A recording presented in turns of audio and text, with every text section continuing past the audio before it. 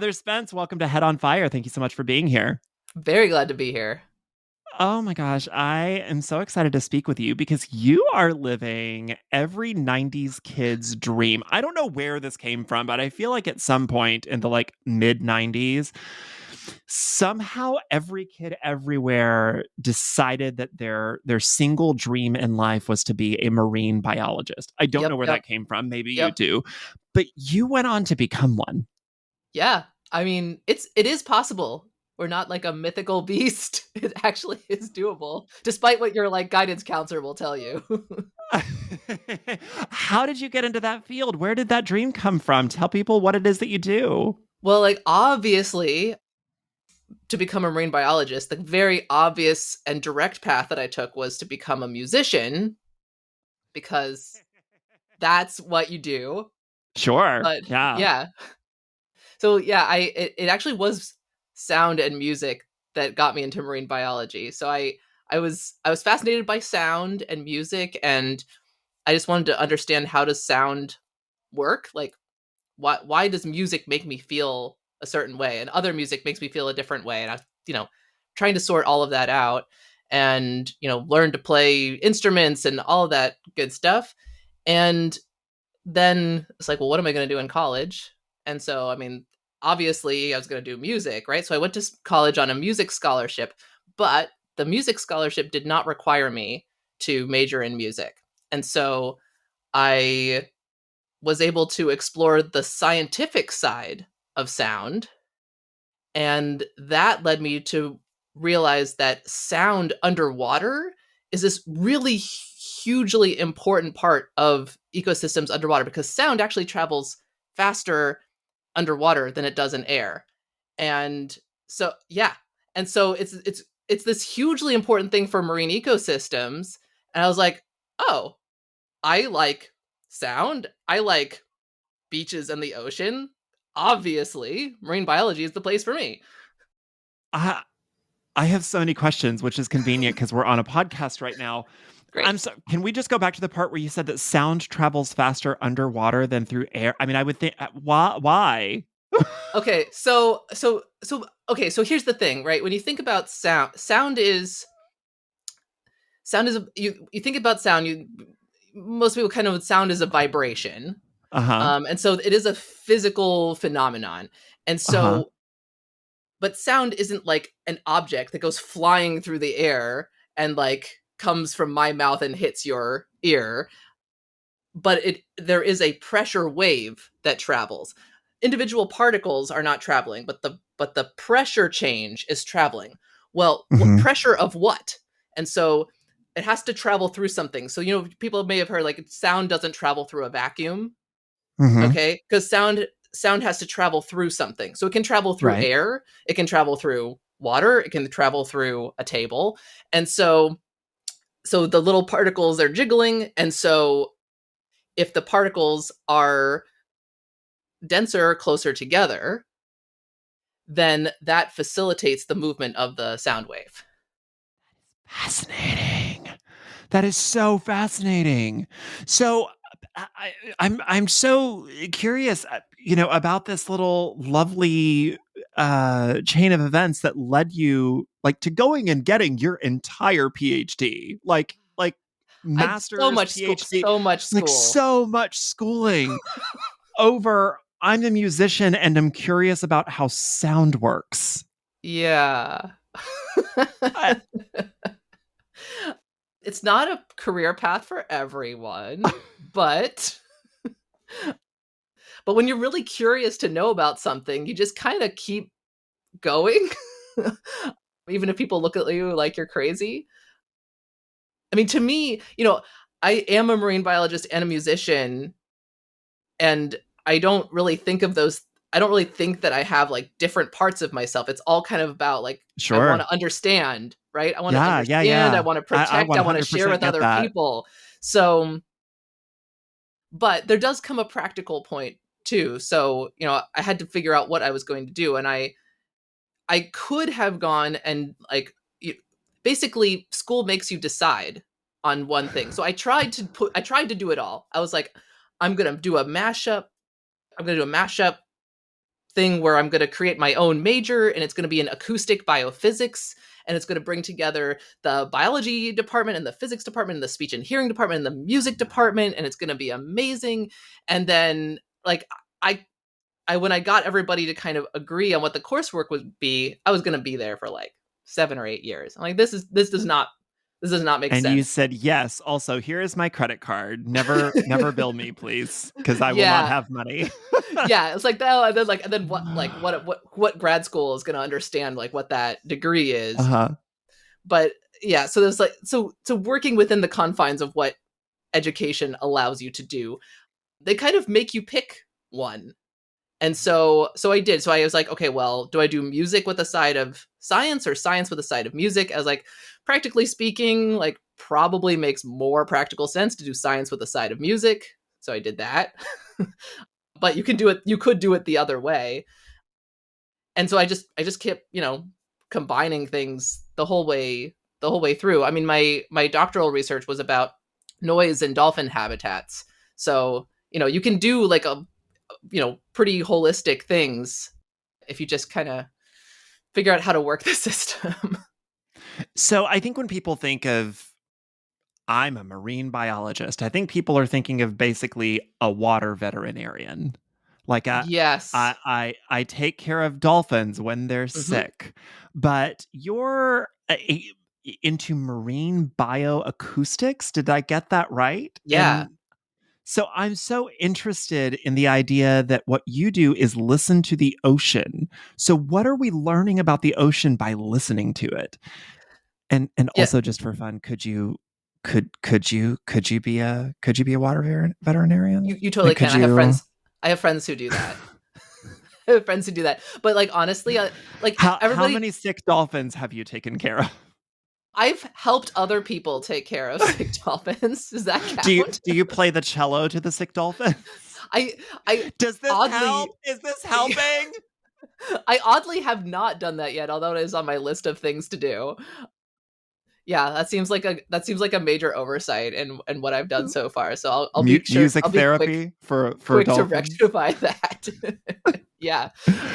I mean that is okay. So there's a lot of different things you can do in marine biology, which I think people may not realize.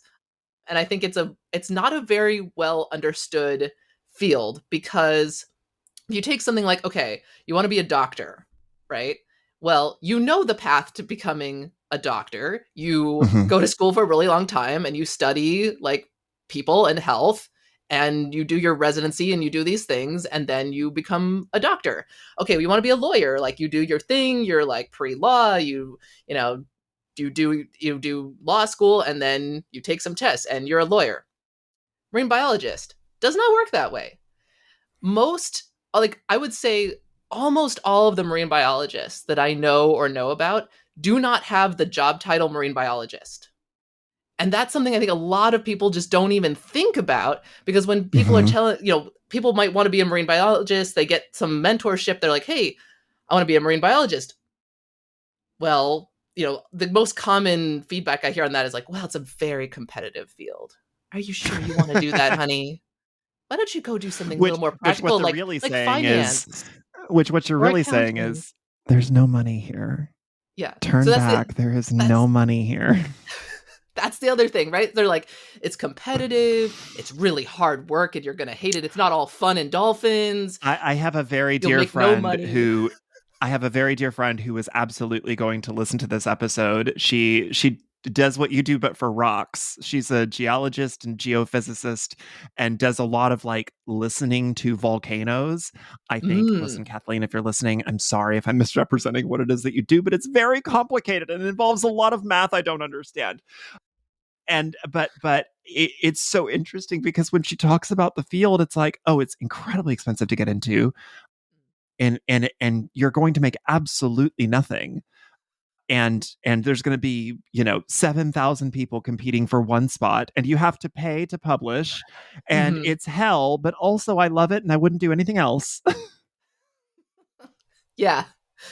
I well, I think that's maybe welcome to like science academia. Yeah. Yeah. Yeah. Well, okay. I mean, on that, like, slightly, I mean, we could go in a whole thing here about paying to publish and science and okay, but putting that on hold. Yeah, so I'm It's a curious, whole, like, what is it that we're learning about the ocean by listening to it?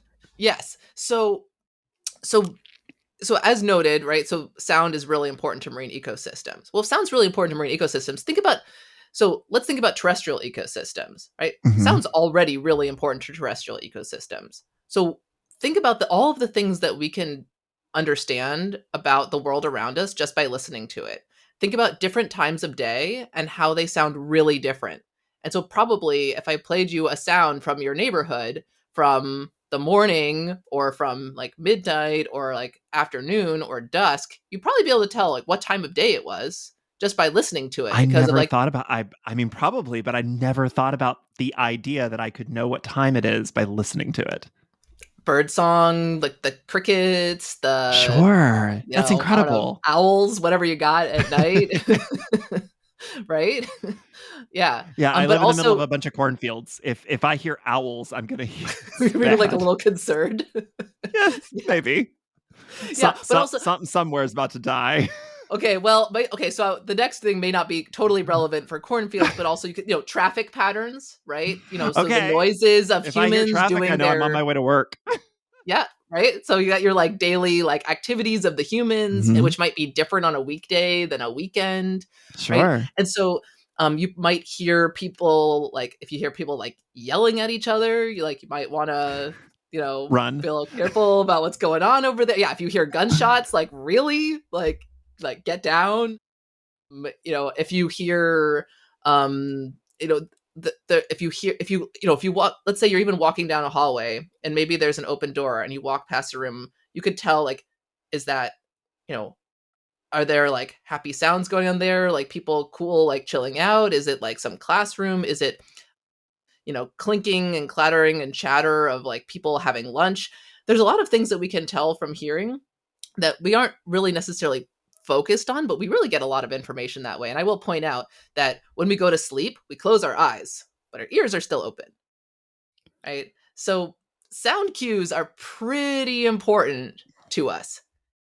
Take that underwater, you get all of that information, and yet you have a lot of creatures where sound is a more central way that they're finding out about the world than they are getting from vision. And that makes sense because underwater, like visibility can be not that great, but sound works pretty That well. actually brings to mind, and I know this is a bit morbid, but that brings to mind that the billionaire submersible, Oh yeah. the yeah, the pay to dive Hmm. submersible, that sound played a big role in that, finding the wreckage of that. Yeah, it's sound is, I mean, sound is a big part of our national security, right? I mean, think about the Navy and their interest in sound. Actually, it was really interesting to me. So the first thing that really got me to realize that marine biology is where it's at was discovering this creature called the snapping shrimp. It's super cute. This little guy is the size of your pinky finger, and they have a big claw and a little claw. And the big claw they snap shut and it creates a vacuum bubble in the liquid. And when it pops, it makes this big popping sound. I know, it's a little shrimp, very, very advanced. And so collectively, these shrimp all together in shallow waters worldwide, they make some of the loudest sounds underwater. It's little tiny shrimp. Really? Yeah. And the Navy's been interested in it because this loud sound of snapping shrimp snapping can actually mask the sounds of submarines. And so So like, what do we know why they're making this sound? Is it like a defense mechanism? Does it do they stun prey with it or something? Or yeah, so there's, I mean, as with any invertebrate, we don't really understand them all that well, even though they are incredibly important to, ecosystems and apparently national security. But we think that there is a stunning prey element, right? So it's making this big explosive bubble. So we think that that's part of it. We think that territorial disputes, kind of like defense against each other, is a thing. We think that communication is a part of it. Nobody's decoded shrimp speak yet, but We should, because I bet it would be pretty Get on interesting. that. What are Yeah, you doing? You got nothing going on. Just go there's. decode shrimp speak. I actually started trying to do that, but it was no, but it was actually too complicated. I mean, She's got her notebook. I One do. one click for yes, two clicks for no. Well, so Snaps. I got started. Like, this is audio is so complicated. So this was like this was a little while ago when I was starting my undergraduate journey and trying to decode shrimp language. 5 years But ago. It's fine. yeah, sure, yeah, we'll go with that.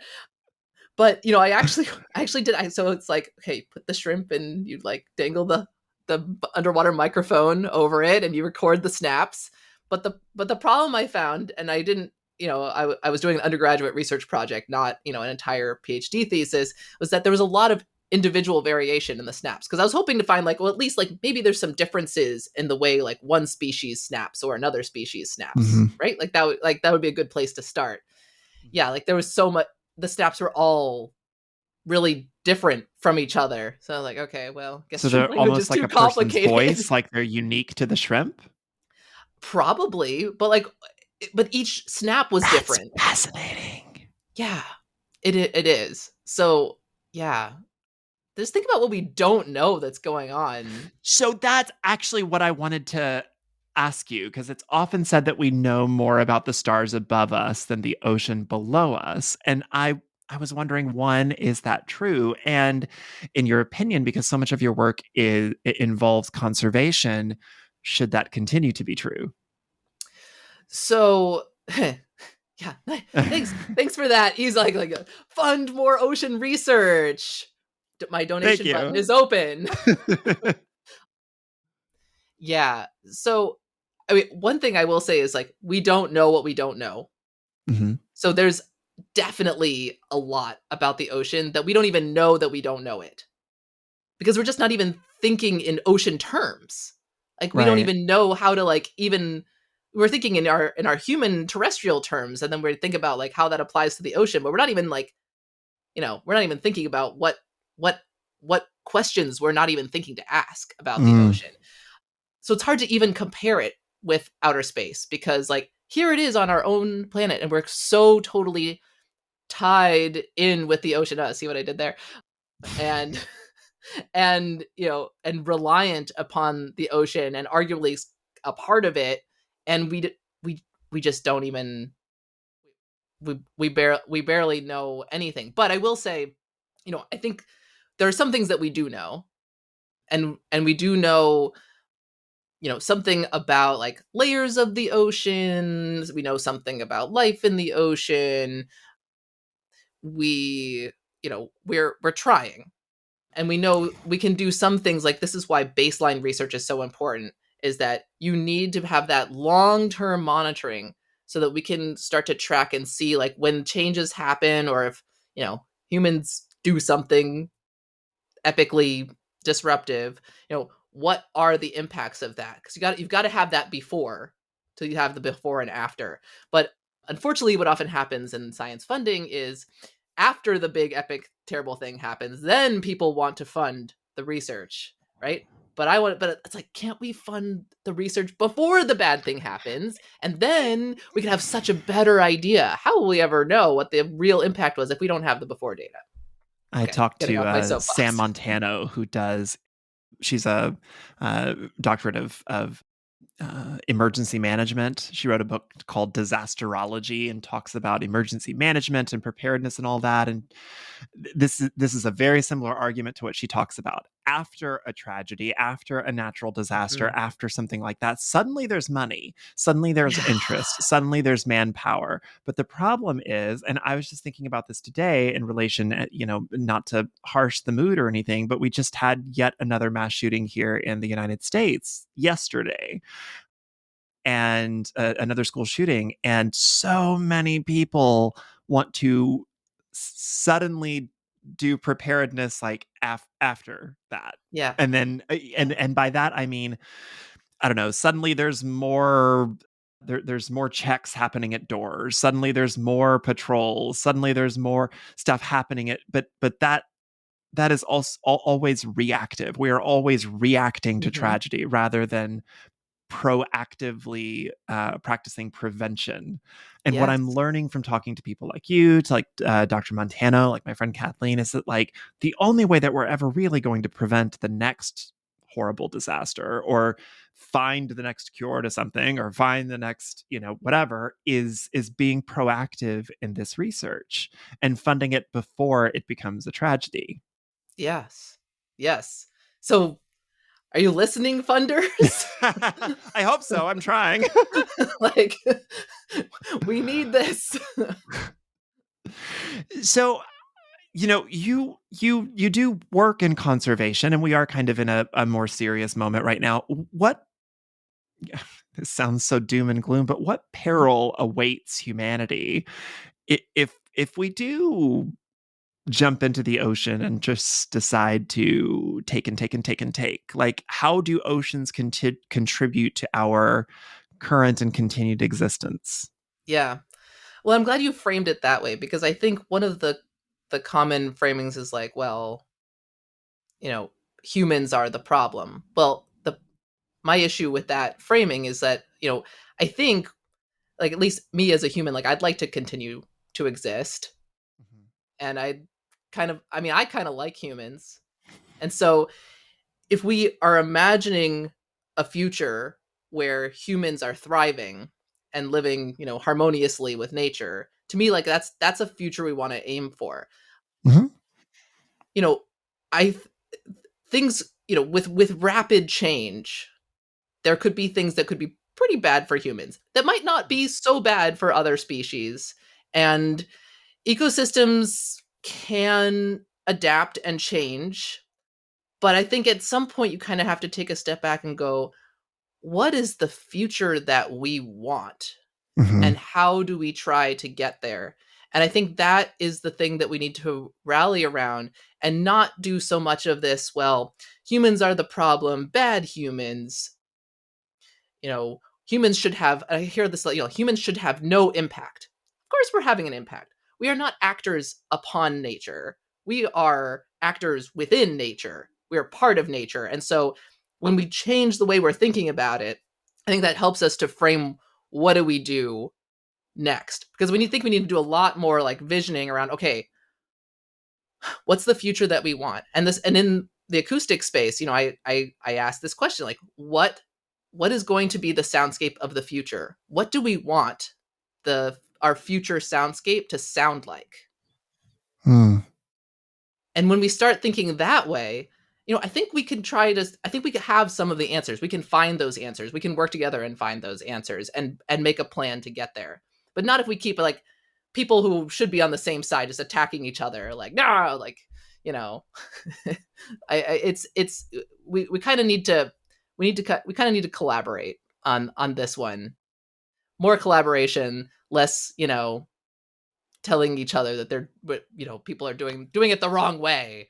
And Is there a branch of current conservation or branch of current ocean science, ocean research, ocean discovery that is giving you hope about next steps? Is there any promising research that is uh, maybe the best next step in your eyes? yeah, I mean, so the I think citizen science is a great area, because Mm.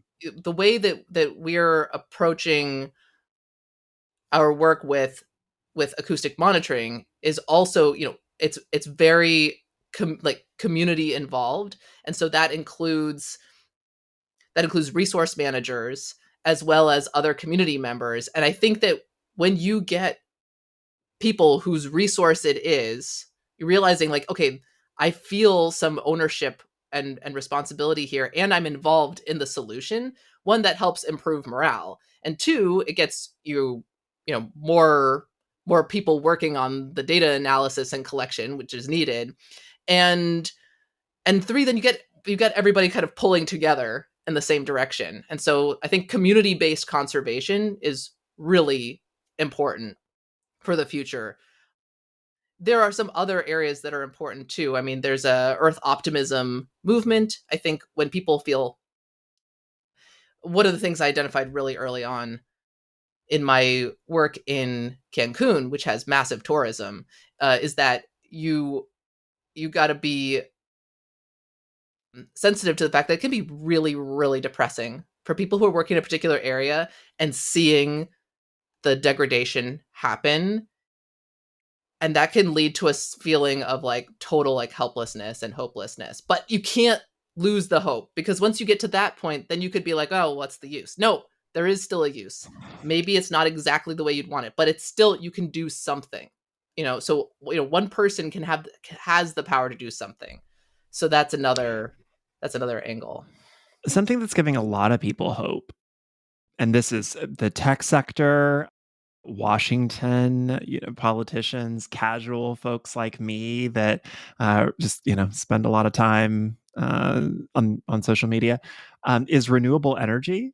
Hmm. We're in a point where we see, we see everything from failing power grids because of extreme temperatures. Texas has gone through stuff like that. Several southern states are going through that right now because of extreme heat is causing a toll on the power grid. But in the winter, the same thing happens up here in, in Chicagoland, and the power grid isn't great either. But we're also seeing that in transportation and all sorts of new ways. So let's talk renewable energy. Hmm. What is it? What is the work that you do in the renewable energy field? How is ocean science contributing to that? Yeah. So just to give context, I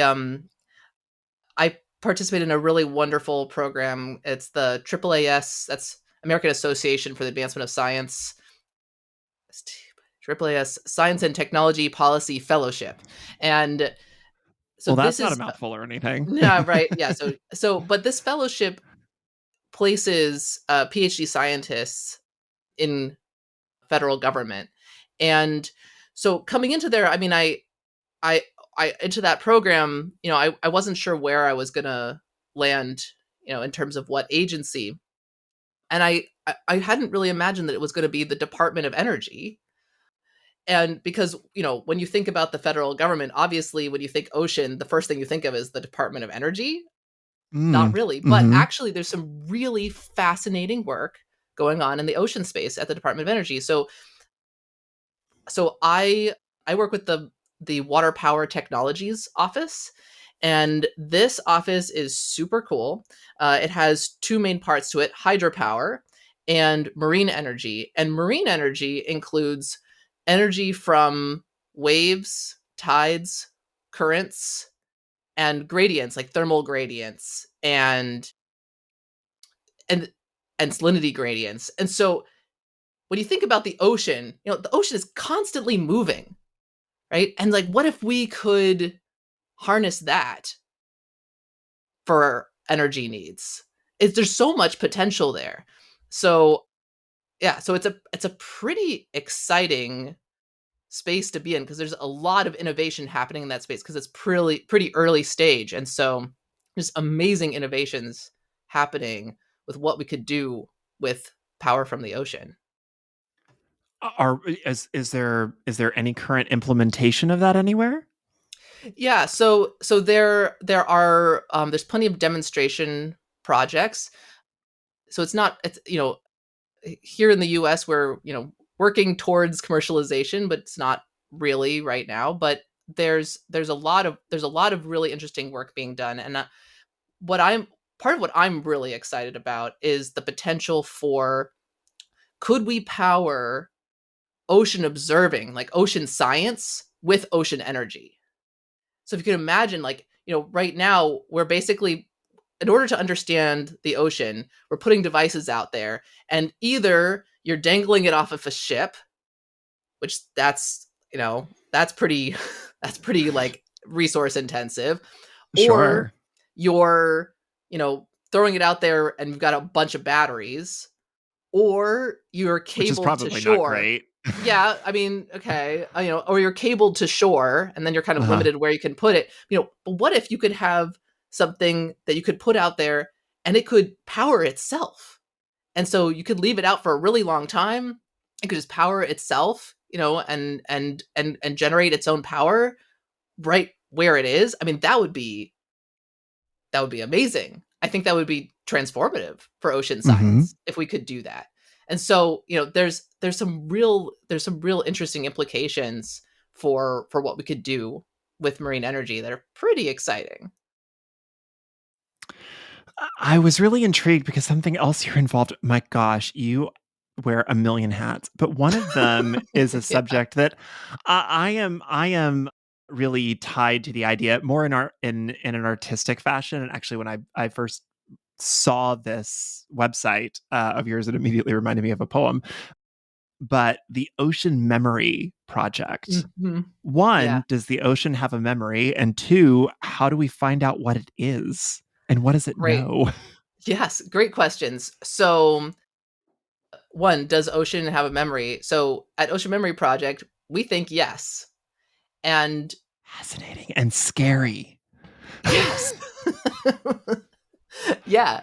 It really, by mashing together these concepts of ocean, the concept of ocean, the concept of memory, it's so thought provoking.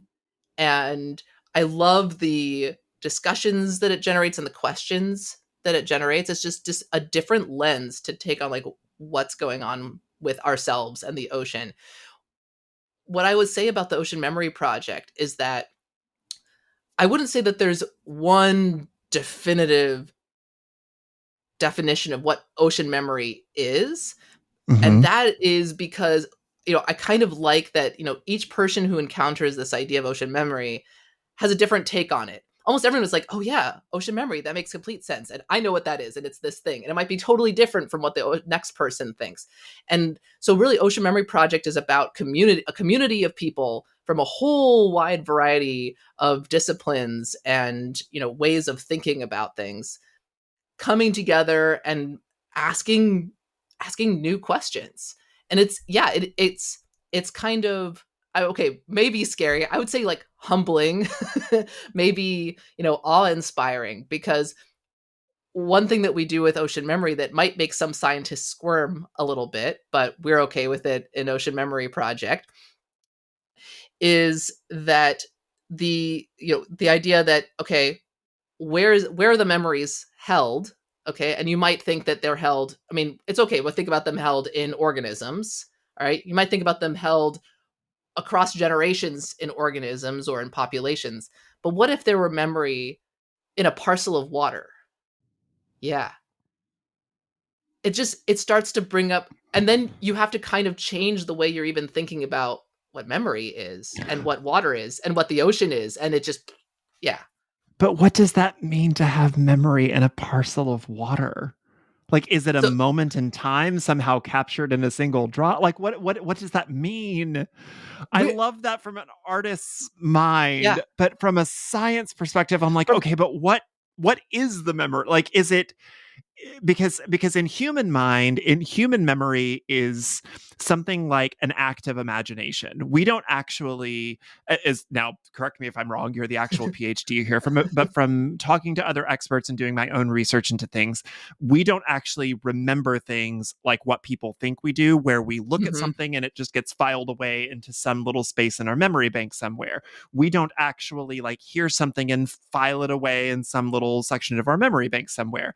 When we recall things, it is the part of our brain that daydreams. It's the part of our brain that makes things up. It's an active imagination. And Yes. somehow we are reimagining our past because we don't file things away like a computer does and able to have perfect recall, which is why and I know some of this from undergrad whenever I was getting my criminal justice degree, because when you're talking about like witness statements and Mhm. why those are imperfect and the fallibility of memory once we get into the period of time after the event occurred and the more and more fallible that memory is, even if there are a large number of people that were present and all claim to agree to the same number of events, that agreement separates out and then can kind of coalesce if people talk to each other. But anyways, so but all of that is a story that we're telling ourselves, and we Mhm. retell the story to ourselves, which is why Mhm. we for one of the many reasons why we forget some things, because we stop telling that story to ourselves. So Mhm. all of that said, I'm not the expert here. What does it mean for a parcel of water to have a memory? Because a parcel of water doesn't have an imagination. Yeah. Yeah. Well, I think you've gotten to the heart of the matter exactly with the brain of the matter exactly. Anyway, Sure. with the recall aspect. And so, it's like, okay, well, what's the difference between memory and say history, right? And so as you say, Yes. like, right, okay, and so yeah, we aren't just taking a complete recording capture of what's happening, storing it away, and then we can bring it up and re-experience it all over again, right? Like we're taking certain parts, and then when we recall it, right, there's something to be recalled, but it may be slightly different. And Mhm. so if you wanted to take a scientific angle on the parcel of water thing, all right, and I don't want to say I speak for all of the scientific angles, but like one might be a parcel of water, right, may have experienced different environmental conditions, right? And so then that raises the question, is there anything about those environmental conditions that it experienced that could be recalled, right? So past conditions, could those conditions be recalled and reassessed now that it experienced before? It could be mid ocean stuff like temperature, salinity. It could be changes in depth. And so you could think about, like, if you want to take it very literally, you could think about the composition of that particle of water. If that parcel of water, traveled through some area, right, that had traces of certain minerals, or maybe an animal passed through and there's some eDNA or whatever, right? It might have, a memory of that whale or the conditions of that previous place, even in a new place. That is fascinating.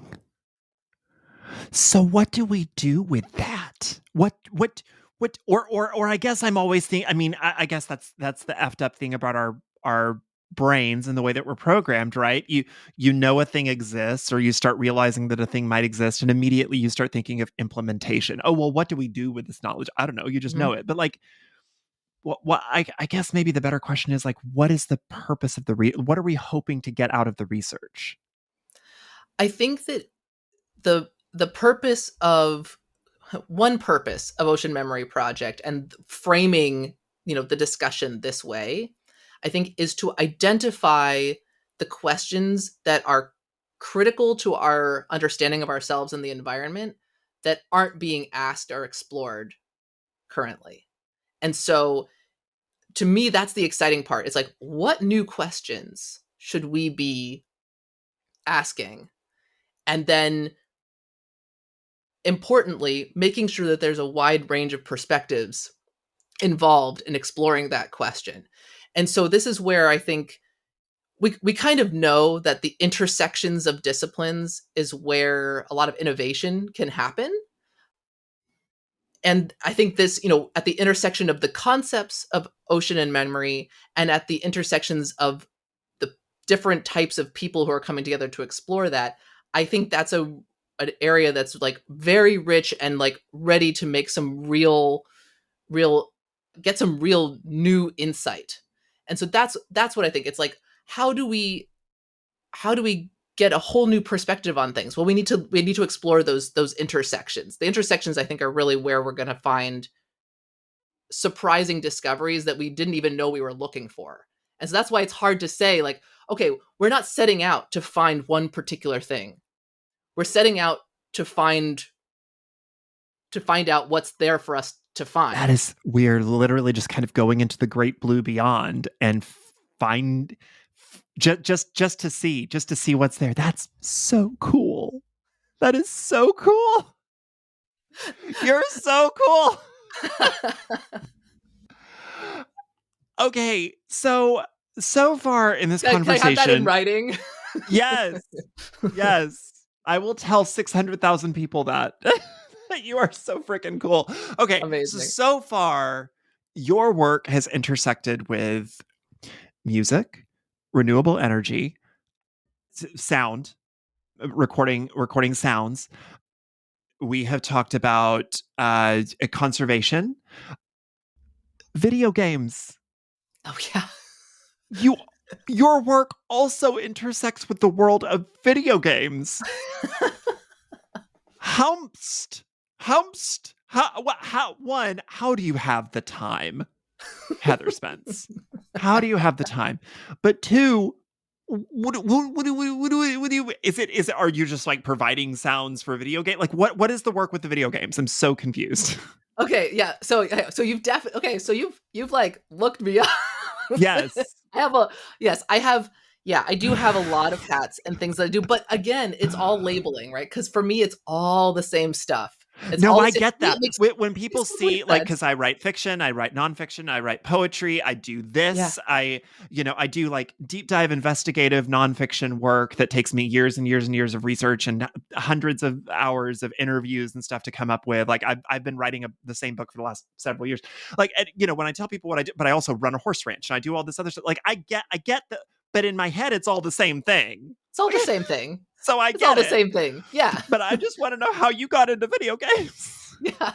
So okay, so one, I love all types of games. I think it's this really interesting, like especially like way of like interacting with other people, right? Or either you're interacting with people playing the game, or you're interacting with people because you've designed something that they're going to then experience, right? And so I think it's an interesting.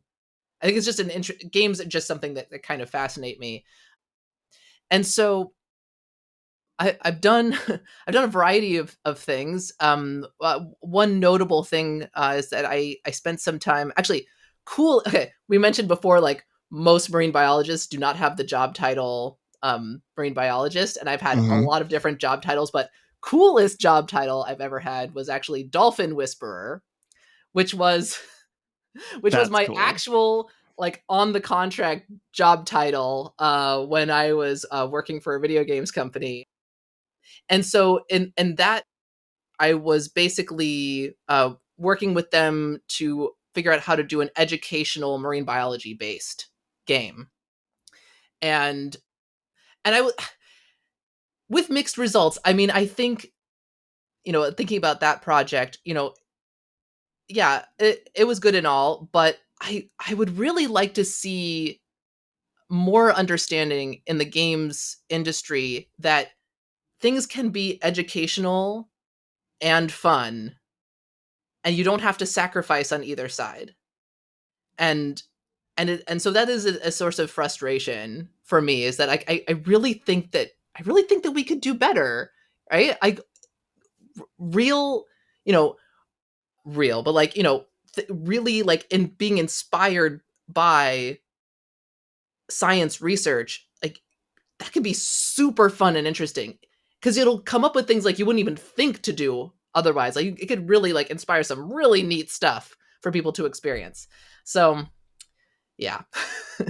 there's there's room, I'd say there's room for more of that. So, bringing the moment full circle, I know that you have been able to kind of find a happy medium, a place where your scientific side and your musical side have melded into one. You have this phenomenal new music project that you've been able to do. Tell me about that. Yeah, well, I love listening to underwater sounds and interpreting them, but one of the ways that I try to seek to understand and interpret underwater sounds is actually jamming with them. And so it's maybe not like the process you would normally think about for a composer. You tend to think about like, well, I'm going to plan out, I know I'm going to be writing it for like, this group of musicians, or I'm going to be, I have in mind like this genre of music I'm going to be writing to, and it's going to be this long, and it's going to have, this type of structure. But I really try to listen to, for me it's more of a process, like a group improvisation. So I'm really listening to what's happening with the sounds, and then I'm responding emotionally to those sounds, and kind of, I feel like it's kind of a more of a improvisational duet. And so I have this, so I have a lot of different music projects, but most recently I released an album called Whale Hello There, and it's all underwater sound based. So every song is featuring and fully inspired by underwater soundscapes. And so for each Uh, song, I didn't set out, oh, I know exactly how I'm going to make this song. It was the sounds that kind of, you know, did their thing that caused me to do my thing. Then they did their thing and caused me. And so it kind of evolved into this creature that became okay, but a how song. long have you been holding on to the title Gulls Just Want to Have Fun? I nearly changed that one. I was like, is this So too? I am notoriously a hater of puns. I know I am not fun at parties. I kind of hate puns. They make me irrationally angry, but I love your album. I listened to it this morning, Aw. and I just have to say the number of it's just like, oh, you have a notes app somewhere where you put ocean related puns and then you make songs that you can relate back to the puns. How long have you been holding on to some of these? No, like a lot of those were just like those were like kind of like they were again like I actually didn't think too hard about a lot of the names. It's just like, oh well, like clearly like this is the name of it. I was like, I'll change that Sure. later, right? Like I was like, okay, like that is too like okay, that's too much. I'll change it later. Then I was like, Oh no, it's exactly the correct amount of much. This is the exact just correct amount of muchness, like yeah. 100%. Yeah, it's the correct amount of muchness. I do very much love it. I want to, we are coming up on your time, and I want to be respectful of it. I do have a couple of questions. I do want to come back to the realm of sound and the ocean. Do you have a favorite ocean sound? Is there a specific place? Like, when I know that you told me to think of like different times of day. Is there a specific place that sounds the best to you, or that you found the most interesting? I mean, I gotta hand it to the snapping shrimp. Their sound is their sound is so interesting because it sort of sounds like static, but it's like, but it's not static. It's like this is life creating this like crackling sound, and it really is the characteristic sound of a coral reef. And coral reefs are just, I mean, they're just pretty cool places. So yeah, I gotta go with the snapping shrimp crackles. Are you somebody? So the book I've been researching is a book about death, and I know that one of the ways that we can make use of our body after we're done making use of our body is turning it into a coral reef. Is that something that you have considered for yourself? I mean, I don't know how I feel about the fish that I've been eavesdropping on then like nibbling at me, so I don't know. Yeah, Like come back to me on that one. there's because there's cremation, but then there's like hydro cremation or hydrolysis or something like that, where you like get melted and turned into a coral reef, and you can go be a coral reef, which is neat. I too feel weird about fish making a home out of my bones after I'm done using them, but I don't know. This could be fun. Is there so I know that we love the snapping shrimp, but is that your favorite ocean animal sound as well? It's hard to say favorites. I Okay, mean, what's the what coolest? if the What's the one dolphins that you're hear me? just They're like, gonna "Oh, come you've and got." like tail slap me or something. Oh, are dolphins actually evil? Kinda. I've heard that we have everybody fucked up. Like the dolphins are actually evil, the whales are cool. Like what's the tea? Like I'm who in the ocean is evil and who are our friends? I Like mean, sharks are they cool and dolphins are the bad guy. yeah, I mean, I would be a little cautious of any of those guys, but yeah, I mean, I would yeah, I mean, don't I would make sure you stay on a dolphin's good side. Just put it that way. Like they yeah. Yeah, as they'll as a lady of the ocean, are you pro whales destroying yachts? no, because like come on whales. Officially Like in your haven't you position heard of a about like as a talk it bastion of out? Talk it out whales. talk it out. All right. Talk it out with the yachts, with the Yeah. billionaire yacht. Yeah. Like, it's like, okay, it's like fighting is not the answer. Let's all just come together and have a little mediation and we'll work this thing out. Sure, sure. Okay, so we've seen loads of movies featuring supposed marine biologists. We've seen The Meg, we've seen Flipper, I've seen The Shape of Water. There's all points in between. There's horror movies, there's action movies, there's disaster movies, there's all sorts of stuff. Is there a movie out there that gets the job more or less right? So I did recently watch Avatar: The Way of Water, and I wouldn't say that it gets it right per se, because there were things in there I'm like, oh come on, that was a missed opportunity. But it was interesting when you think about the interconnectedness of ecosystems, and there are some Mhm. elements in there that I think raise things for people that they may not have really been thinking about. That said, even ones where it's like, oh come on guys, like I do get emails from people being like, I saw this documentary and it says mermaids exist, but my friends won't believe me, will you please, I like, remember tell. that. I Yeah. remember how not only did it was the Discovery Channel documentary, not only did that come out, but then the US, like the federal government had to issue a very real, like, statement saying, we are not keeping mermaids in tanks. That was fake. That was not real. The Discovery Channel just did a movie. Yeah. I, the thing about that is, okay, so it's easy to bash some of these things, but you could also see it as an opportunity, right? So, like, if somebody gets interested in the ocean because they think mermaids might exist, right? I would very much caution people from just telling people, like, you're stupid for having believed this documentary, right? It's like, instead, could we redirect? We could be like, that's really cool that you are excited about the idea of mermaids. Like, we do not have any evidence to support the idea of mermaids. However, there are some creatures in the ocean that are kind of like mermaids that you might find fascinating.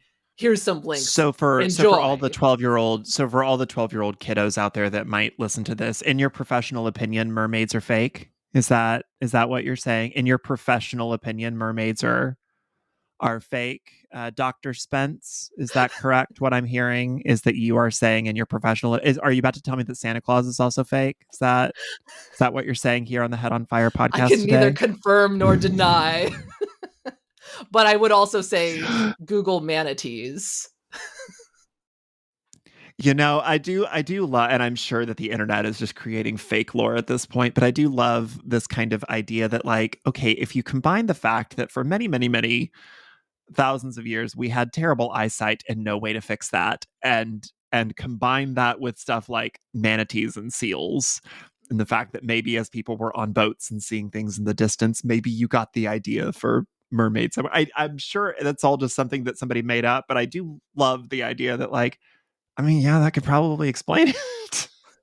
I mean, but you could also think too, like, we as humans, we're so much of us is actually water, right? And Yeah. also there's really interesting relationships that humans have with the water and really cool things that we can do in the water. So it's like there Like are what? What things. can we do in the water?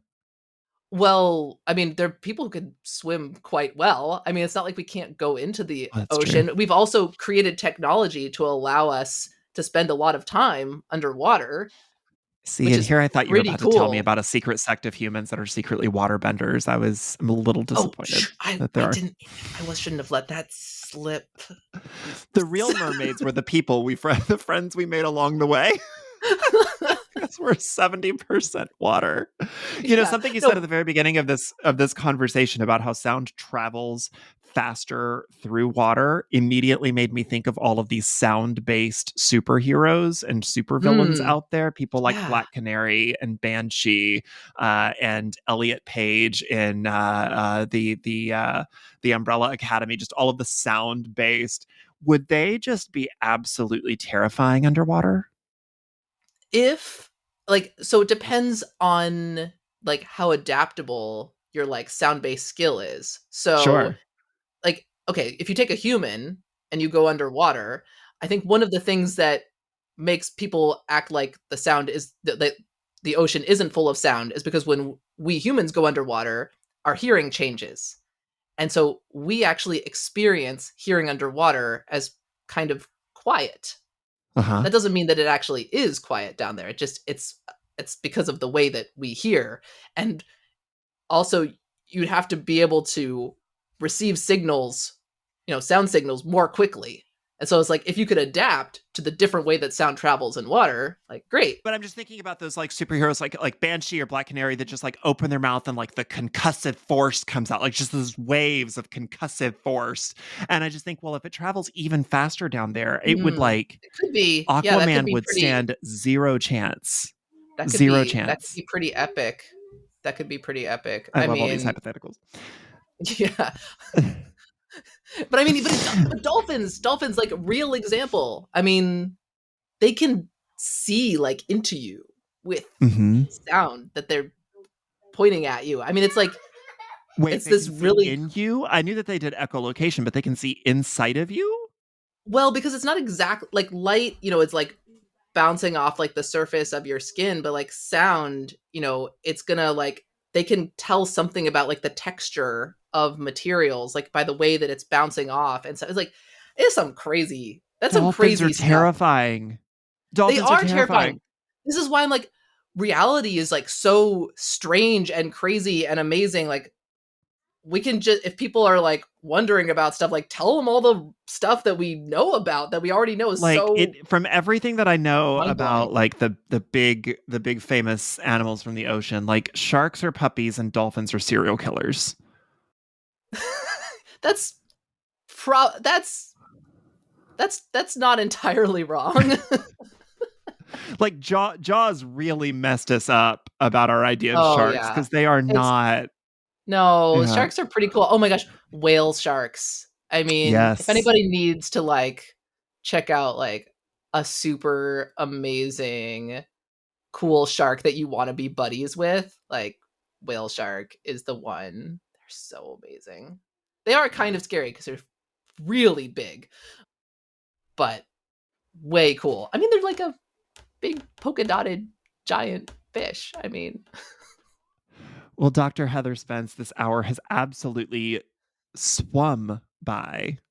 nice. It's rushed by in a wave of excitement. You wear so many hats. I know that we had so many topics to get through, and you just thank you so much for going through all of them with me. I really appreciate your time and your expertise. If people would like to find out more about you, your music, your various projects online, where can they do that? So I have a website, heatherspence.net. And there's links from there. You can find my music on all major streaming platforms, Spotify, YouTube, etc. You can also, if you want to find out more about specifically about the ocean sound research on coral reefs, you can check out oceanworldofsound.com. Well, Dr. Heather Spence, thank you so much for being here. I really appreciate your time. Thank you. This is fun.